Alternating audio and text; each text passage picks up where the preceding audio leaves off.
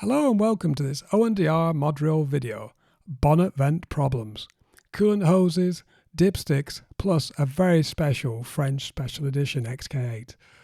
This is video 168 in our series of XK8 videos, and this video came from a conversation I had with a fellow XK8 owner, Marius, who was having some problems with his car, and he had some very interesting observations which actually helped me with a problem I was potentially having with my car. Now, Marius's car is an early AJ26 engine car, basically 1999, and he's based in France.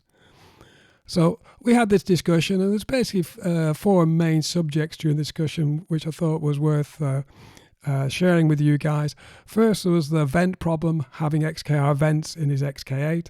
Secondly, was some unusual dipstick holes. Third, the issue he had with the problem with his coolant hose, which helped me out as well. And lastly, he let me know about a very special French special edition that I wasn't aware of. So thank you very much for that.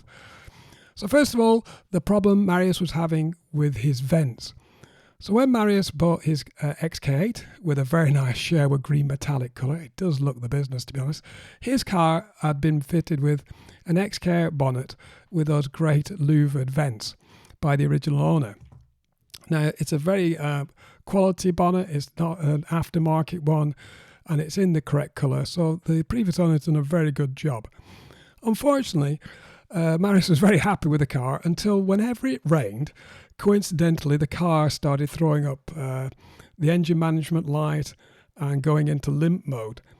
So Marius had the codes read. He was getting P1230, fuel pump relay issue.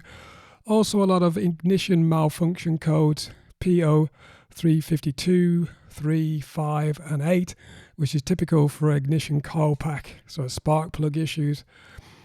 And what he ascertained through his little bit of investigation and trial and error was that it was something to do with the vents located above that part of the engine.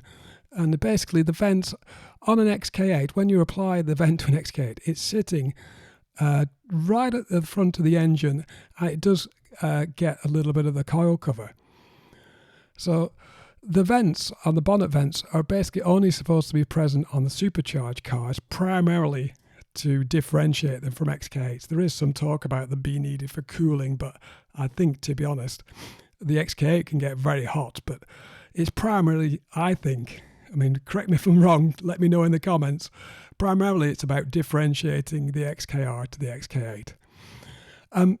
So Marius traced his issue to water getting on top of the coil pack. So when it rained, the rain fell directly through the vent onto the top of the engine and is basically making its way along the top of the coil pack cover. It looks like this on AJ26 and 27 engines, both on supercharged and normally aspirated cars. And the seal wasn't very good, so it was working its way along the top of that cover into the coil pack area, into the spark plug holes, building up moisture and water, and then shorting the electricity out, basically throwing up codes and getting into limp mode. I've had an issue with this sort of thing before. The coil pack covers have not the greatest seal. The ferrules that are in the actual cam cover quite easily pull out on older cars. You can actually fix them back in with Araldite or JB Weld or super glue, but they're not the best application for sealing, to be honest. If you want to see how I did that, you can take a look at the video EP25 in my series of cam change tensioners guides video. Should be a link at the top right hand corner now. So what Marius did, he bought some joint silicon noir, basically as you can see here, and he basically made a temporary gasket around the coil cover, applied that, and it's fixed his issue. So well done, Marius, job done. He's actually looking to investigate further to correct the issue without the need for silicon, because it doesn't look the best. And he's looking at some ferrules he uses in the construction industry. That's Marius's background in construction, so I'd be interested to see how he works that out and if that's a good fit. For your information, later 4.2 litre engines AJ38 have improved coil pack covers, coincidentally. I'm not sure if this is due to this electrical gremlins coming from the vents, but it's interesting they did change the coil pack cover in, what's that, model year 2003? It's also the same for the normal aspirated cars. They got the same coil pack cover, so an improvement there on both cars.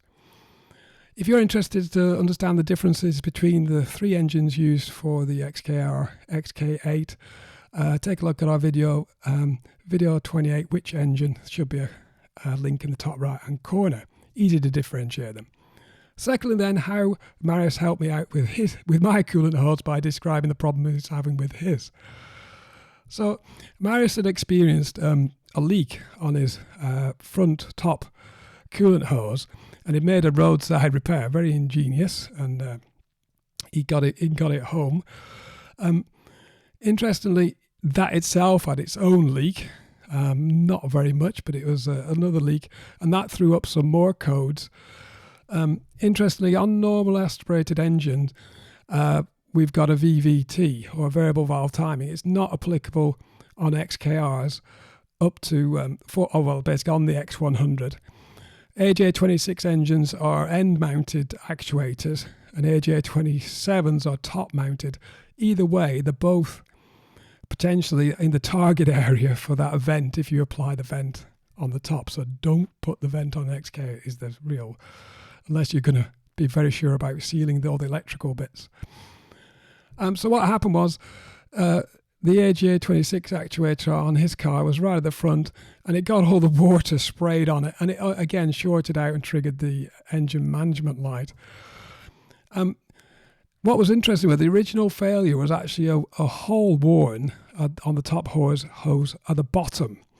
And when Marius was explaining to this, I sent some photographs of my car, and he basically pointed out that my top hose was also in the same condition that his was, and potentially mine was having some wear issues underneath. So I took a look in this area. This is, you can see the front of the back of the fan cover, the fan shroud, or the fan pack. There's a little bit jutting out, which actually holds the fan. It's a bit of reinforcement to hold the fan in place, and it's very close to the top coolant hose. When I looked underneath, pulled it away, looked underneath, you can see in the red circle there, a small groove that's been worn away by that protruding piece of plastic. And this was Marius's problem with his car, and just talking it through with him has avoided me a potential roadside disaster. So thank you very much for Marius for that. When I had a bit more discussion, he said he also had some problems with the position of the hose actually rubbing against the power steering hose as well. So I've got a feeling that my issue came from incorrect fitment of the hose. Getting some advice off the Facebook groups, I've been recommended to actually fit the hose in a certain way so it twists away from these wear areas. So I recommend checking your top hose, particularly if you've had work done, basically cam change, tensioners guide, maybe your tower, or even your thermostat. If you had any work involved with the top hose, make sure it's been put exactly in the right place, or as I've done, just tie wrap it out of the way for the moment to make sure you don't have any wear points. Okay, thirdly then, we talked a little bit about dipstick holes. So Marius had sent me this photograph. He said, oh, my dipstick has actually got 3 holes. I thought, okay, well, I probably know the answer to this. So the previous owner has added a hole above the 2 others. Now, if you're not aware, I mean, if you've watched my channel, you probably are aware of this, but the gap between the holes is approximately 1 litre of oil, or 1.05 quarts. And the original owner has actually drilled the additional hole to sort of get around a technical bulletin that was put in place in November 1999. That's reference 100-17 if you want to look it up. And there was an additional handbook supplement for cars built after that date, basically telling them to get a different dipstick. this only applies to 4-litre cars. It doesn't apply to the 4.2-litre AJ30 engine, which have completely different dipsticks.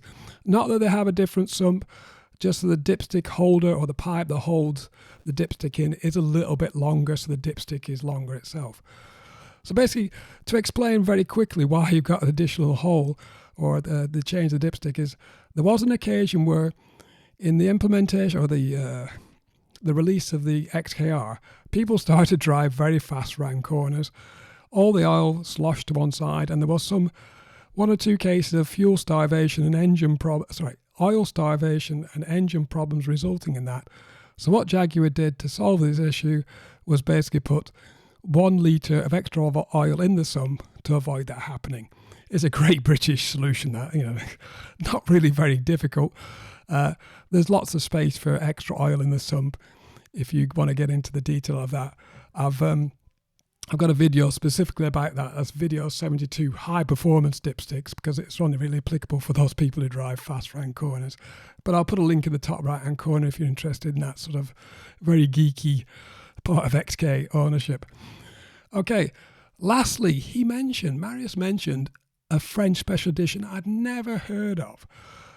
What it was interesting, when Marius sent some photographs of his car, I noticed his wing mirrors had this sort of orange paint on them, or some orange colour.